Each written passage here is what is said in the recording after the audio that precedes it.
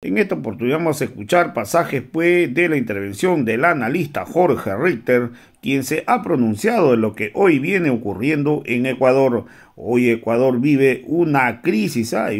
la demanda de los sectores sociales y de los indígenas por la inflación y el desempleo. Hoy los precios de primera necesidad, así como el del combustible, se han incrementado en un 100%, ocasionando que suban los precios de la canasta básica familiar. Hoy Leonidas Issa pues viene liderando las movilizaciones donde están pidiendo que no se privatice las empresas estratégicas del Estado. Vamos a escuchar pasajes del análisis sobre este caso de Jorge Richter. Panorama, hablando de Ecuador también, estimado Jorge. Ramiro, es verdaderamente importante que toquemos este tema. Fíjate por qué. Porque muchas veces los gobiernos o quienes nos encontramos en una situación de funciones públicas, pues tenemos siempre la tentación de llevar un análisis muy rápido, resaltando aquellos elementos que pueden ser considerados como logros de una gestión de gobierno. Y la palabra dicha sobre algunos factores importantes de nuestra situación económica, de nuestra reactivación, de nuestra realidad y coyuntura que tiene Bolivia, que tiene nuestro país, pues parecería solo asociado al interés de mostrar a un gobierno que encuentra éxitos en su camino. Entonces la palabra ahí estrictamente dicha, de pronto expresada como unas cifras que para mucha gente pueden ser solamente referenciales y que no sean una vivencia clara y concreta, es una de las mayores dificultades con las cuales uno se puede encontrar. Y entonces ahí es muy importante que también podamos contrastar lo que está sucediendo en nuestro país con lo que viven países de la región, países que son vecinos nuestros, que compartimos con los cuales compartimos esta América plurinacional. Hace unos días atrás y unas semanas atrás, Ramiro, amigas y amigos de la Causachun, hermanas, hermanos, habíamos señalado que Bolivia tiene una inflación baja y que Bolivia había empezado a reconstruir su economía de manera muy importante. Y esto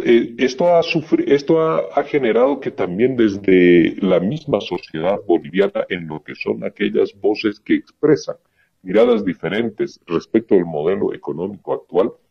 pues que estas miradas hagan esfuerzos denodados para tratar de encontrar críticas sobre lo que está aconteciendo en nuestro país. Entonces esto nos obliga a revisar lo que ocurre en la región, esta propuesta tuya, Ramiro, importante. Y ello nos lleva a lo que está pasando en el Ecuador, pero también a lo que sucede en Colombia, con la elección del presidente electo ahora, Gustavo Petro, y con el conjunto de expectativas que en torno a su persona se despiertan para esta región nuestra, en el ánimo y en la idea de que desde las miradas progresistas y de izquierda se puedan ir encontrando algunas respuestas para nuestras sociedades en el tiempo que viene.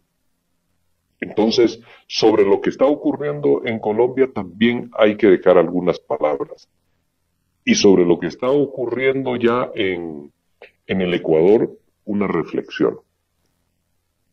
La crisis del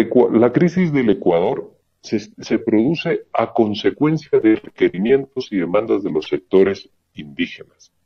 Y estos sectores sociales lo que están haciendo es pedir, demandarle al gobierno reformas en el orden social, en el orden económico, para que esta economía tan golpeada que tiene el pueblo hermano del Ecuador, por la inflación, por el desempleo, pues que esta economía pueda generar a partir de estas reformas unas respuestas inmediatas e importantes. Los ecuatorianos, los sectores más humildes del Ecuador, los sectores indígenas, están sufriendo una inclemente subida de precios permanente en lo que hace, por ejemplo, a los combustibles. Entonces ellos piden que haya un control sobre los precios de los combustibles. Y acá el primer paralelismo con lo que ocurre en nuestra economía, Ramiro. Hace algunos días atrás se leía, de hecho, ayer los titulares nos llevan a tratar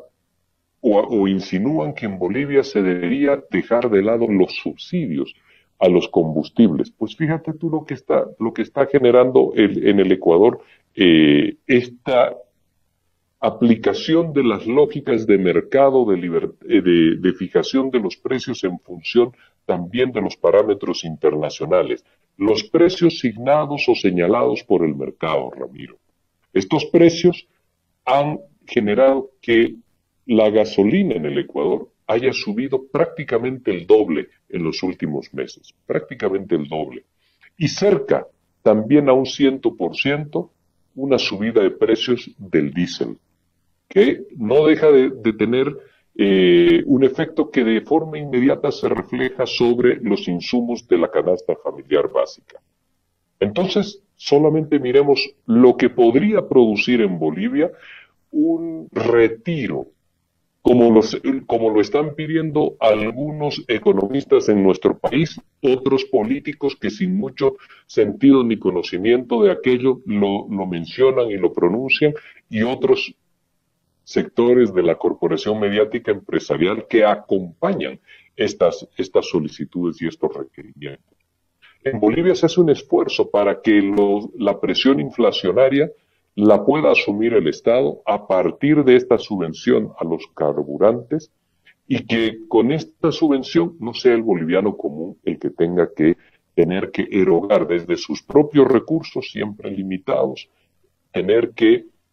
asumir costos mayores en lo que significan hidrocarburos, en lo que significa gasolina, e inmediatamente después también, Ramiro, inmediatamente después en los insumos de la canasta familiar. Pues allá está en el Ecuador la muestra de lo que significan estas políticas liberales de mercado en las cuales el precio está señalado por los parámetros internacionales y por un gobierno que ha sincerado, como piden acá, el verdadero precio costo final de los combustibles para la población. Entonces, afectados por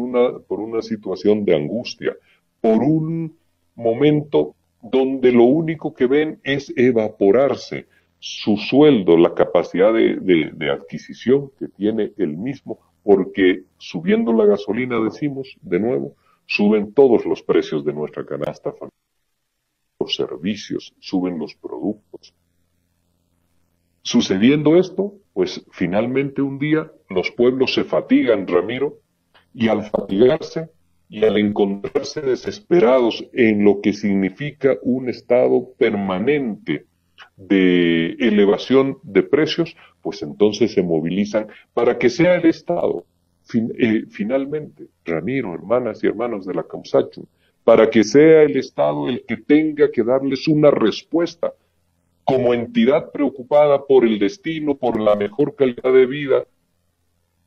de sus ciudadanos, sea ese Estado el que tenga que salir a dar una palabra, a proteger a su sociedad, a sus ciudadanos. Entonces, el primer elemento de la crisis del Ecuador nos muestra y nos refleja cómo en Bolivia no tenemos esta situación de inestabilidad social, pero más que llamarle inestabilidad social, hablar de un momento y de un tiempo de angustia de los sectores empobrecidos, de los sectores más humildes, de los sectores vulnerables de la economía de una sociedad, como son los sectores indígenas, los sectores campesinos, los sectores que tienen economías de corto plazo, y cuando decimos corto plazo hacemos referencia a aquellos estamentos sociales que viven de economías pequeñas en las ventas y en las ganancias diarias. La informalidad de la economía es uno de estos sectores vulnerables, por supuesto. Entonces, Ramiro, esto no lo tenemos en Bolivia porque es el Estado, a partir de un modelo económico y de una decisión que viene desde quien gobierna nuestro país, desde el presidente, de poder sostener este arco, este abanico de subvenciones para que no sea el pueblo boliviano el que tenga que sentir el precio de estos hidrocarburos que en el orden internacional están ejerciendo una fuerte presión inflacionaria sobre los países, requiriendo permanentemente su elevación. Entonces, este es un primer elemento que en Bolivia no lo tenemos, que nos genera estabilidad social a nosotros y que nos genera además una colaboración decidida desde el Estado. Cierro esta primera comparación haciendo una pregunta reflexiva para todos nuestros hermanos, hermanas de la radio, Ramiro. Si no fuera esta decisión desde el gobierno nacional de ser con sus propias finanzas y sus propias capacidades quien asuma los incrementos de los precios de los hidrocarburos, si no fuese el gobierno nacional, e hiciésemos caso a todas aquellas políticas que vienen desde las grandes cámaras industriales en Bolivia, desde los articulistas que están escribiendo todo el tiempo, señalando de que esta subvención es innecesaria y de que hay que sincerar la economía en materia de subvenciones, si hablamos también de los titulares que están esmeradamente puestos en las primeras páginas con el sensacionalismo necesario para que puedan impactar en nuestra sociedad desde los diferentes medios de la corporación mediática empresarial, tratando de inducir a que el gobierno nacional pueda retirar esta subvención. ¿Para qué, Ramiro? El trasfondo es para generar una situación de inestabilidad social y para que la misma base social, que es el país en su conjunto, en los estamentos más vulnerables, más empobrecidos de nuestra sociedad, se indisponga ante una medida, por supuesto, de carácter fuertemente popular. Y esto también hay que señalarlo como uno más de los elementos, Ramiro, dentro de lo que significa la confrontación política y ese ánimo permanente de atacar y acabar con la paciencia social en Bolivia. Esto ocurre en el Ecuador. Están solicitando entonces los sectores indígenas que están hoy por hoy liderados por Leónidas Issa, están solicitando que haya un precio controlado del combustible. Pero la situación económica generada por este precio que sube de forma permanente, Ramiro, ha afectado también sobre aquellos sectores que no pueden hoy en día pagar lo que son sus créditos, los créditos contraídos con el sistema bancario, y están requiriendo y solicitando también una moratoria por el tiempo de 1 año. Una de las medidas inmediatas que se tuvo en el país cuando asumió el presidente Luis Arce fue prorrogar este periodo donde se daba a los bolivianos, a los pequeños productores, la posibilidad también de diferir sus pagos en un tiempo importante, diferir de ciertos pagos en un tiempo importante, para que puedan rehacer sus capacidades productivas, sus capacidades industriales y puedan asumir los mismos. La diferencia hoy en día, entonces vemos acá que en nuestro país la moratoria ha ido cayendo, la moratoria de pagos ha ido cayendo y las recaudaciones tributarias se han elevado de manera importante. Esto no es otra cosa, Ramiro, que la reactivación de la actividad económica de nuestro país a partir de un conjunto de medidas que está mostrando unos primeros elementos importantes de reconstrucción de nuestro aparato productivo, número uno, pero también de reactivación de las economías pequeñas en nuestro país, incluidas las economías informales de bolivianas, de bolivianos, que realizan actividades en su día a día o que son de corto plazo. Hay mucho, por supuesto, también que hacer acá en Bolivia y hay sectores que están hoy en día todavía con dificultades para poder emerger y reactivarse o encontrar un camino más sosegado en materia económica, pero no ha generado en el país una situación de movilización como la del Ecuador y por lo tanto permite que rápidamente se puedan ellos acoger a distintas iniciativas que se tienen del gobierno que tienen una relación con programas especiales de créditos muy bajos. Acá decir de manera importante, Ramiro, que todos aquellos créditos que tengan una relación con la sustitución de importaciones, pues tienen una tasa de interés del 0,5%. 0,5%. Entonces, imagínate tú que esto es importante. La gente ahí tiene diferentes programas para poder echar mano de ellos y reactivar su economía. La importación de bienes de capital tienen en materia de impuesto al valor agregado 0% de tasa impositiva para que el productor pueda comprar, adquirir bienes de capital, importar bienes de capital con una tasa impositiva de 0% que no deja de ser absolutamente incentivadora de la actividad. Entonces,